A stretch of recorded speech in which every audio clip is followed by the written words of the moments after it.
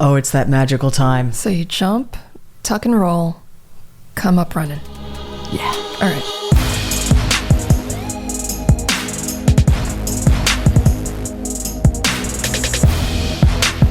Oh my God, I'm taking this video.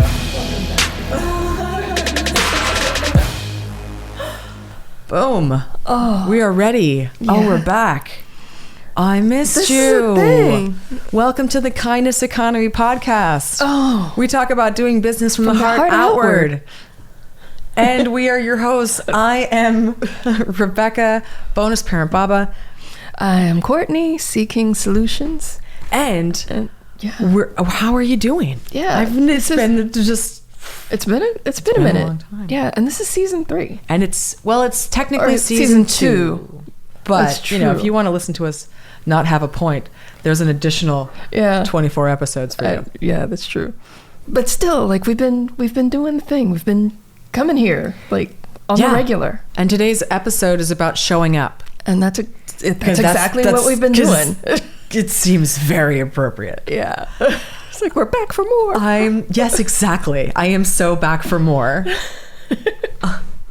And the things that I'm doing to take care of myself to keep back for more. I am so deep in a therapy hole. It's amazing. And I love it. And I have like 2 emotional therapists and a physical therapist. And I am just like relearning myself out of bad patterns in a super focused way.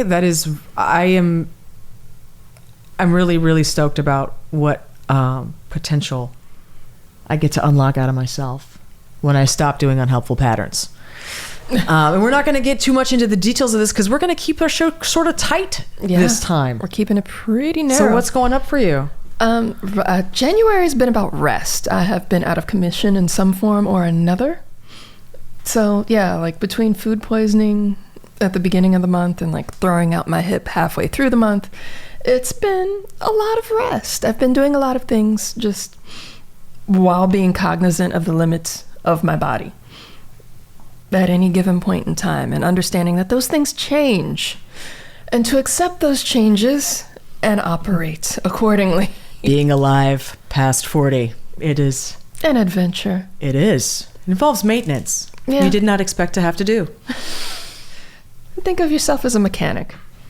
Yes. Yeah. At best. Yeah. So tell us, we're going to do quick tips too for business. And we're just going to get through this stuff and get straight to the Rantifesto because that's the best part. That's the meat. Obviously. Yeah. So, like, tips for business. What am I up to lately? For work, I'm reading this book. Which one? Which one do I want to go into? Because I have a whole pile. I'm going to talk about Tiny Habits with BJ Fogg. Yes. It just got released at the beginning of the year. And BJ Fogg is Stanford-based behavioral scientist. Mm-hmm. And he studies behavior. Not the things you wish you could do, but like, what do you do? And how do you do it? In real life. Yeah. How do you get to do those things? How do you prompt yourself to do them? How do you trick yourself out of how do you wind up not doing them? Where do you fall down? What's the ins and outs of that? And his book, Tiny Habits, is about just that. I attended his, Tiny Habits Academy? That was last year. About a year ago, yeah. Mm-hmm. And it is that. It is just that. I would say the book is more in-depth than just doing the academy. There are also way more charts, which is great because I'm a visual learner. So yeah, I would say if you are into behavior, learning your own habits and the ins and outs of how those things develop, check it out. Tiny Habits, BJ Fogg. Excellent. I will have that in the show notes, of course, and other information that we drop throughout the show will be available there for you as well at KindessEcon@gmail.com. And my quick tip is I am on Byte, which is the new Vine, which is the new TikTok. La la la la. I'm realizing and just learning to embrace that I am a neophyte. I like the new thing. Yeah. That new thing? Yeah, I want to check out your new thing. Figure it out. See its, gritty beginning. So as soon as that got announced, I was like, day of, boom, there. Yes. And I feel a little bad about, like, as soon as the Washington Post showed up on TikTok, I like had no interest in it all of a sudden. And I just have to be gentle with myself about that. Like, I am existing out there on social media. I don't feel like I'm abandoning my audience. My audience can find me. Clearly. I put myself out there. But I sort of moved on from TikTok as soon as everyone else started talking about it. Like, we did our thing, and like, you know, if Byte becomes a thing, we're going to do that thing, and then I'll be on to the next thing again. To the next thing. That is, I feel like it really feeds my ADD and allows me to like use that power for good. So I am so stoked about Byte. So hang out with me, obviously, bonus parent Baba, and we'll be right back with our Rantifesto. Yes.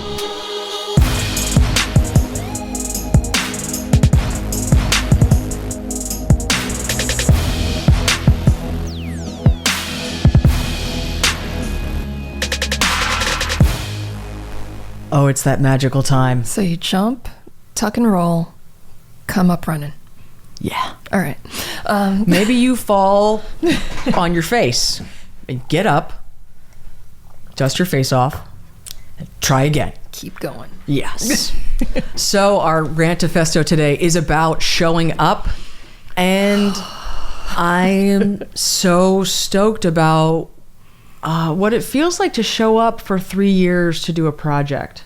Yeah. And like coming in to that third time of it being the first time is oh man, I'm so pumped right now to be sitting here with you. And it happens because of you keep showing up. We showed up through technical issues. Oh, good God. Multiple, oh my God, so many technical issues. I'm just remembering the episode that just vanished. And just the number of times when things went wrong and we just made it work. No, just like, okay, that's cool. Let's do it again. And the things that you learn from failure are amazing. And the ability to show up and continue to do this. And I feel so good. We just talked through some of our plans for the next year. Yeah. And I'm so like, pumped. I'm just laughing because like we're making plans. Yeah. Ahead of time. It's like, yeah, because we know what we're doing and we can correct. A large chunk of showing up is I'm going to attribute to saying F it and just showing up without the plan. Just show up. See what happens. Oh, yeah. Yeah. If you want to hear us without any plan at all, that's season 1. Oh, God. But we did it anyway. Yeah. And there's like that whole learning on the fly that happens. And yeah, it's painful. It is painful. So much cringe. It is painful as but I mean, yeah, and there's probably going to be more cringe. That's okay. You just get used to it. Yeah. You keep running. Like it feels good. You tuck after and roll, a certain point. you pop up, you keep running. You got yours down and I have mine up. How did this happen? I don't know. All the studio is such I barely put this together in time. We gotta get settled back into this. Oh. I feel like one of the other places that I enjoy showing up is Twitter right now. Because I'm able to like work with other people, and it's not just about me showing up and being, you know, something awesome or whatever. There's also just the showing up and seeing who else is there.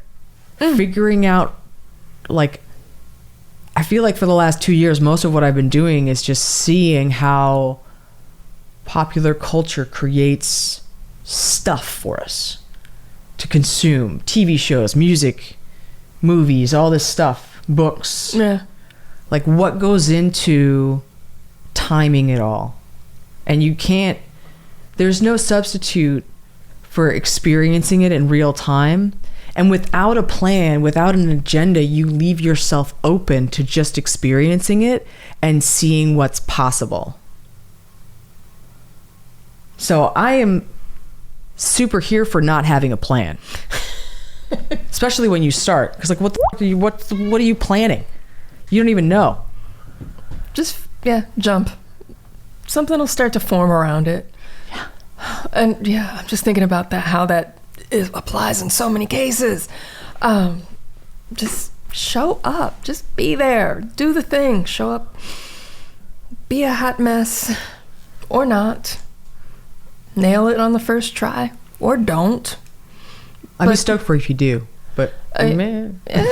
Odds... Who knows? May the odds forever be in your favor, friend. Yes, sometimes lightning strikes and it happens. Not always, but that's okay. But that whole, like, you can't correct what doesn't exist. You can't improve on what's not there. You can't, like, evolve if there's no place you're starting from. So just start. Just, like, yeah. It feels really nice to be just in the place where so many of the social media gurus are like, you're not really going to get anywhere until you've done it for 2 or 3 years. And now getting to that 3rd year, it makes sense why that's actually the timeline that you kind of want to operate under. That like 3 to 5 years, and I know that's like some long game for people, but that 3 to 5 years of experiencing something and really putting it out there and trying and learning whatever the hell gets put in front of you, that to me is the real timeline to make something substantive in this kind of way. You could, you know, like you said, like lightning could strike and it could happen faster, and more power to you. That's awesome. But I think for a lot of the kids coming up, they don't see that. No. And one of the things that I've enjoyed about the showing up... Here, come here, baby. Yeah. Oh, baby. Oh, it's your butt. I got you. Oh, my goodness. Visiting cat, our studio cat. One of the things that I've noticed about showing up and just being in the space like Twitter and seeing other people's work, we are overproduced, my friend. Overproduced is my middle name. As I look over at the board, like, what makes you say that? It's things that I don't think about because of the history and my career and where I've come from, where, like, to me, the comparison is like, well, what did it cost in the 90s? You know? And these other kids on YouTube, like, producing, like, legit shit, have, like, 1,000 followers on YouTube or more, which is legit. Producing for sure with the camera on their laptop. And it's like in the laptop camera position, you know, down on the table. Like, there are no stands, nothing. He didn't even put it on a box. What the do I gotta say? He's got 1,400 followers on YouTube.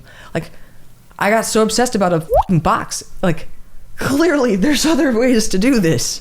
Or they're not using the 90s as a metric. Exactly. I didn't realize my blind spot until I could see what these other kids were producing. There's this other kid. I will drop all their tags because I obviously want to boost their signal. They're amazing kids. This other guy, he's got like a fishing channel. And he said something in a comment somewhere that he doesn't have a computer. And I didn't have any I'm not really into fishing. I did it with my grandfather. I have nothing against it. But I don't care about your fishing channel show. Like, that's cool. I had to go look. Mm-hmm. Like, what are you producing without a computer, sir? I must see this. What did you just say? Preposterous. You're offending my sensibilities right now. I've spent a lot of money on this computer, friend.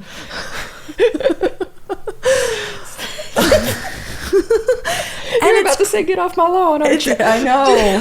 Stop it. Just reel it in. It's fine. The audio's fine. He's holding his phone and editing it all on his phone. I am so pumped for these kids. It's a tiny computer. It is a tiny computer, and I just like, I just try to temper my excitement about the gear, because you don't need this shit. I produced myself for 4 months for YouTube with just my phone. Your phone, I remember. And that's part of showing up. You show up. Like, one of the things when all right, like meeting clients where they are. people say, oh, I have to get to a certain point before I work with blah, or I have to, like, you must be this tall to ride this ride. Bullshit. You do not have to be this tall. This is not... Or any type of way. Yeah, no, this is not a roller coaster. There's no hazard. The stakes are low. You're not going to fall out of anything. The sun is still going to come up in the east. Just show up however you are in this moment, whatever this moment is, with whatever you have. It might just be your phone. Fine, do it. That's what I got to say. You're amazing. That's one of the things I've been doing, a sort of somatic therapy that is just touch-based therapy. And it's just so helpful. Somatic therapists of any type, or even a weighted blanket, while you're dealing with your emotions, to like remind you, like, you can feel your body. You're still alive. Your emotional response to a thing might make you feel like you're dying. These are things I'm learning in therapy. It's amazing. But if you can still feel your body, you will remember you're not dying. And you have to just keep doing it enough to just, then you stop having those responses. You stop getting that reactivity. I hope. Says so right here in the manual. I got it. Dude, I'm punching the card right as this better work. How do you change the clock on this thing? So that actually feels really, really good. It does. It's to the point. And it's like 20 minutes. Yeah, which I am down with. See, that's what happens when you show up. You start to get a feel for it, and you're like, oh yeah, this is better. We're good. Oh God, this workflow is going to get amazing this year. This is going to get tighter. God. Thank you so much for showing up with us. Yes, thanks for listening to us show up. And if you have any questions or want to hang out with us more on the internet, or see pictures of the cat, we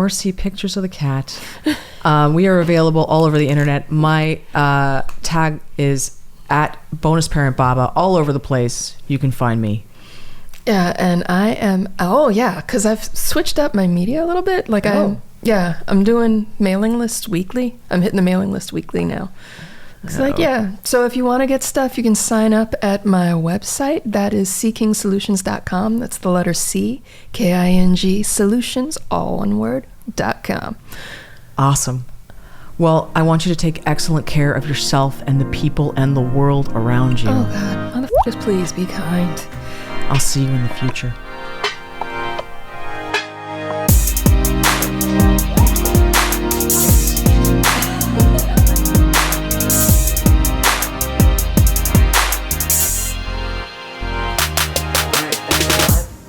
It's not moving.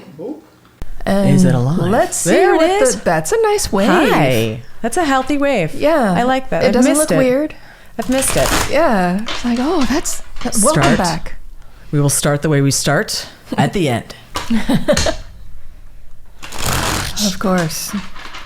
Chaos. Eat dessert first. Chaos in the machine before we get going.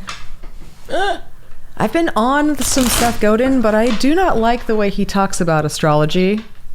He gets very, very dogmatic about proof.